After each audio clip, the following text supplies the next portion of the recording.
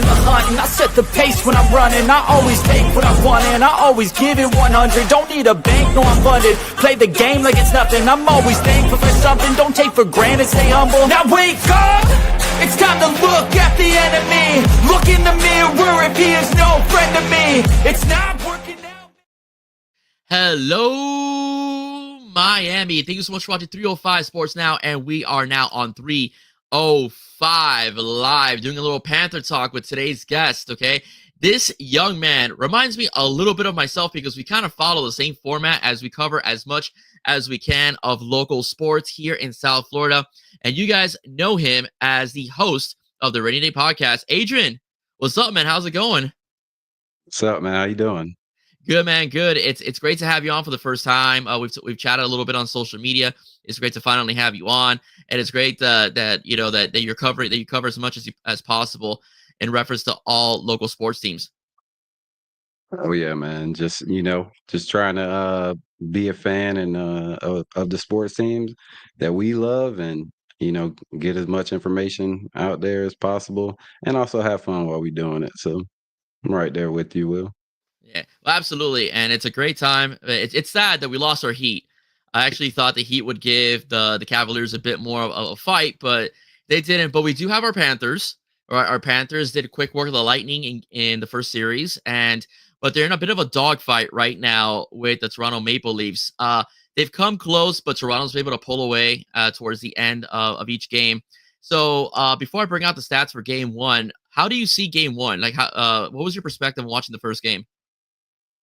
I really thought we just started extremely slow. I mean, you could tell kind of that the emotion and all the physicality of the first series against Tampa, it kind of, it took a toll on us. But we got our footing back, like the end of probably second half of the second period. And then the third period, we, kind of got back to our game. That's how I feel about that one. We just started way too late and couldn't recover.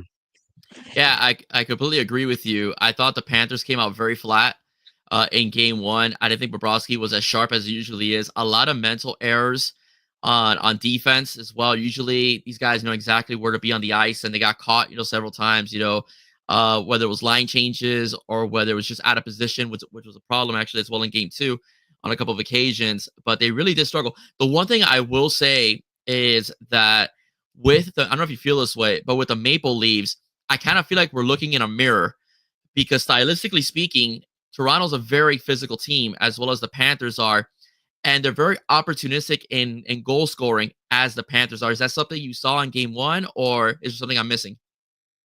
Yeah, definitely. And I would piggyback back off that and just say they're a lot faster team than we are also. Their speed showed in Game 1 and Game 2, and you could tell that they came ready to play. So we're gonna have to be on our stuff. But like you said, a lot of mental errors.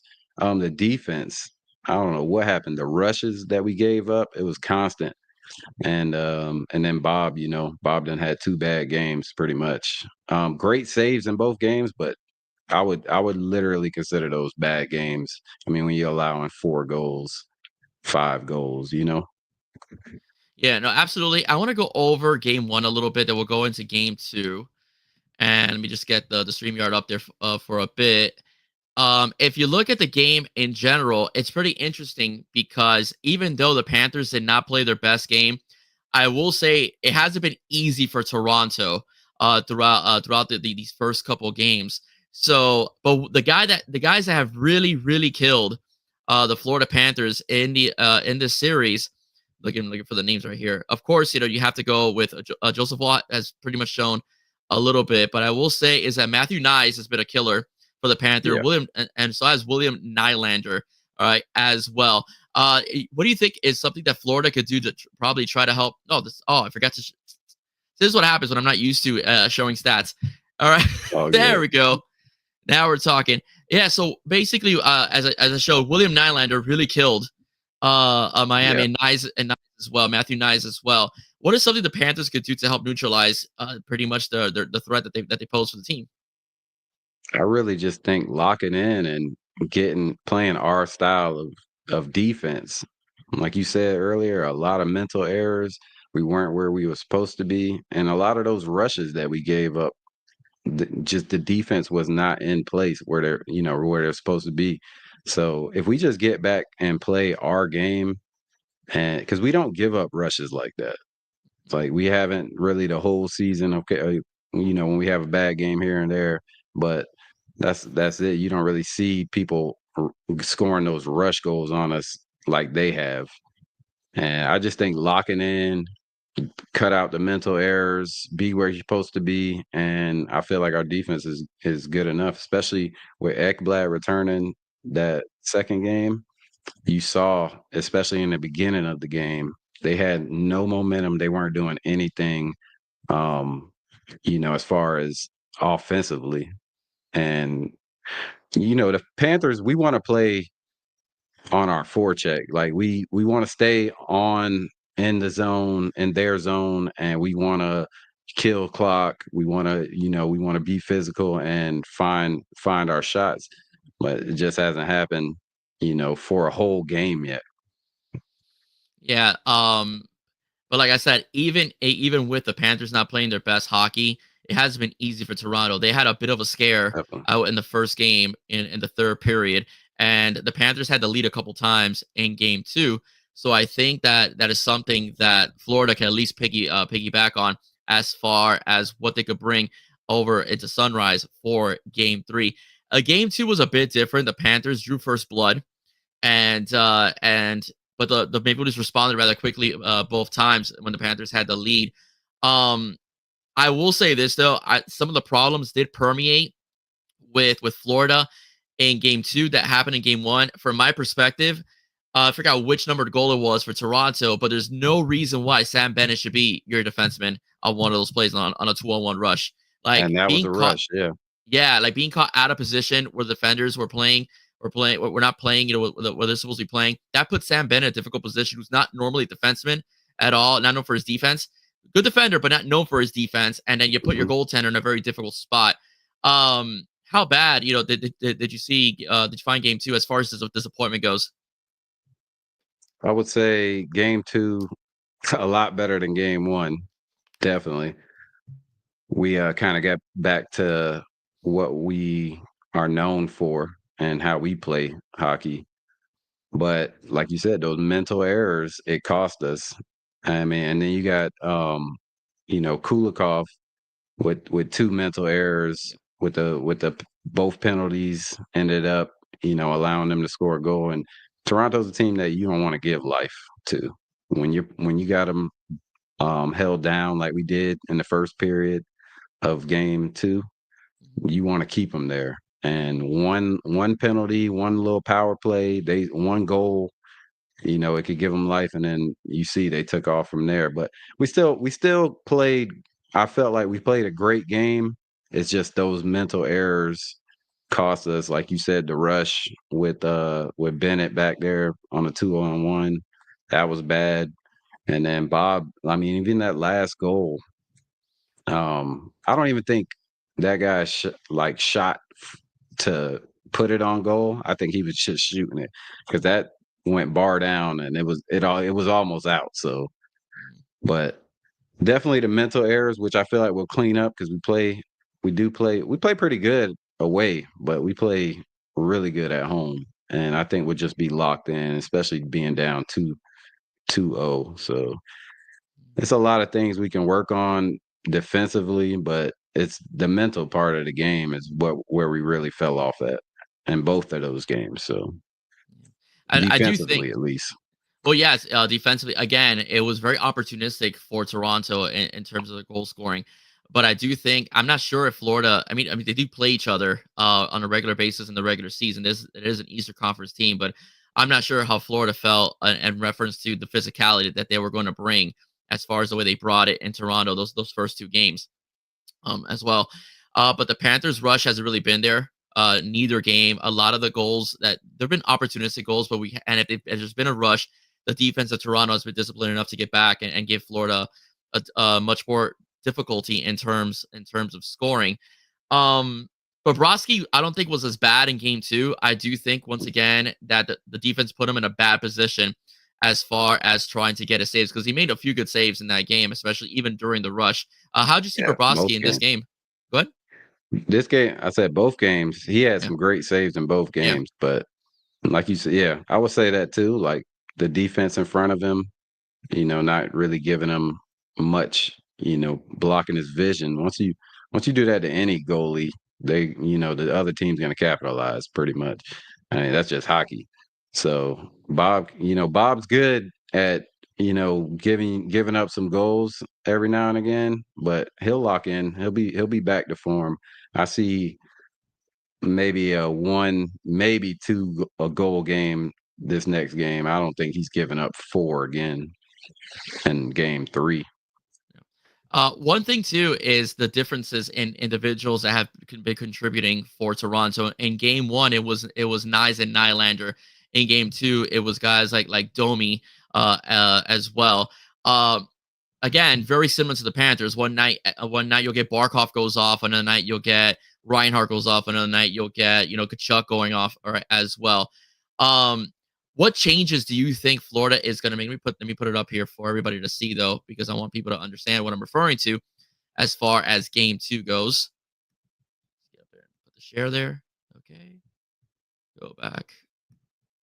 All right, let me get up there. All right, so perfect. Yeah, as I mentioned, so you have again, these individuals. So, what important changes do you think Florida is going to have to make? Should there be some shakeups to the line, or do you think if Florida just plays their game, they'll be just fine? Maybe line one and line two need a shakeup because Reinhardt has been pretty much a ghost. Verhage, he's still getting shots, but I mean he's missing wide most of the time. I mean he's in like a little slump right now. I don't know what's going on with that, but Reinhardt's like -3 for both games, and he only shot probably like 5 times. So I mean that's pretty bad. I just think we got to lock in defensively. I think that's the most important thing for the Panthers. Once we do that, then our offense comes because that's how we play. Like if you watch this team the whole season, we lock in defensively and we shut you down, and then we get on our forecheck and we keep the puck in their zone, and that's how we score. We just kind of cancel out everybody's offense when we're playing, our best hockey. So, but definitely Reinhardt and Verhage, they got to do more for sure. And defense has those mental errors that's got to cut out because if not, we will lose this series. If that keeps happening, the way they're playing and they're fast, like I said, they are a fast team, man. And when they get out on that rush, it's even when our defense is in place, it's hard to get back Mhm. because of their speed. But definitely, I think the defense is the number one, the most important thing. I think that's the number one thing you're going to look at going into game three. How's our defense going to play? Are we going to keep allowing rushes? Because if not, Bob's not going to be able to keep up with that when he's got 2, 3 guys coming at him full speed and don't know where the puck's coming from. That's no goaltender can play great that way. Even though he is a South Florida legend, and Bob can stop some stuff, but you can't put him in that position constantly and expect great results. Yeah, when the Panthers play on their end of the ice, one thing that Toronto does is that they put more protection around their goaltender. Mhm. I mean, Wall's good, but I mean, I think the defense really, and that includes also the forwards, the way they act. I think that also makes a difference within the team as well. The Panthers do the same thing. Like I said, I feel like when I watch Toronto, I feel like I'm looking into a mirror, and they're like basically Panthers up north because of how physical they are, how the good goaltending they have, and how they their defense helps their goaltender quite a bit. One of the things I do want to see the Florida Panthers do is again stay disciplined on defense. They have faced tougher teams before. I will say one thing. Mhm. Last year in the Stanley Cup, I felt the better skating team was Edmonton. I thought Yeah. Edmonton was faster. I thought Edmonton's offense was a bit more crisp as far as movement goes. But what the Panthers did to Edmonton is that they fatigued them to death, right? Towards the end, especially in game 7, where we saw them just gas out and they had no chances for line changes, 5 minutes left in the third period.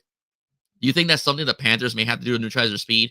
Is try to keep everything within zone and every single time, someone from Toronto even comes close to the puck, just bang up against the boards.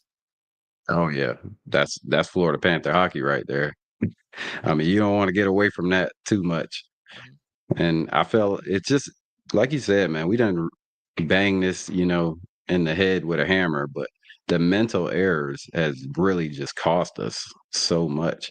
And once we get that fixed, I feel like we're gonna be fine. The series is definitely far from over, but you go get two in Florida and go back tied 2-2 to Toronto, and it's best of three after that. So Yeah, I agree with you. You don't want to go down 3-1. That's a definite. You don't want to go definitely back to not. Toronto being down 3-1. Would you be worried if we went down 3-1? And would you still have confidence in the team?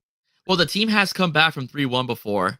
But it was against Boston, wasn't it last year, the year before that they came Yeah, back 3-1. So they have done it before. I do have confidence. It's just not something that you want to make a habit of. I mean, that's one of the things. exactly. I do think it's possible.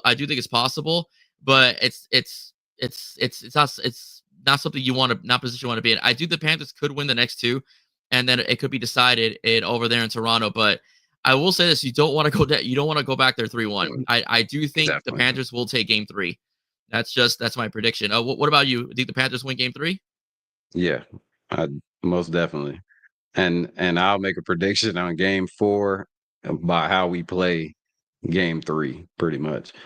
But I know we're gonna play way better at home. I mean, it's that place is gonna be crazy. Oh, It's absolutely, gonna be crazy. So absolutely. Yeah, and that Sunrise rocks. I mean, it's very loud in there. The energy levels are very high there. The players feed off of it, and I do like I said again, I do predict that the Florida Panthers will come out victorious against tomorrow night against the Toronto Maple Leafs over there in Sunrise. I think it's going to be a fantastic game, though. I don't expect a 5-4, 4-3. I think it's going to be like a yeah, 3-2, 2-1. What about you? same. Yeah, I think it's gonna be low scoring and a 1 goal game, pretty much.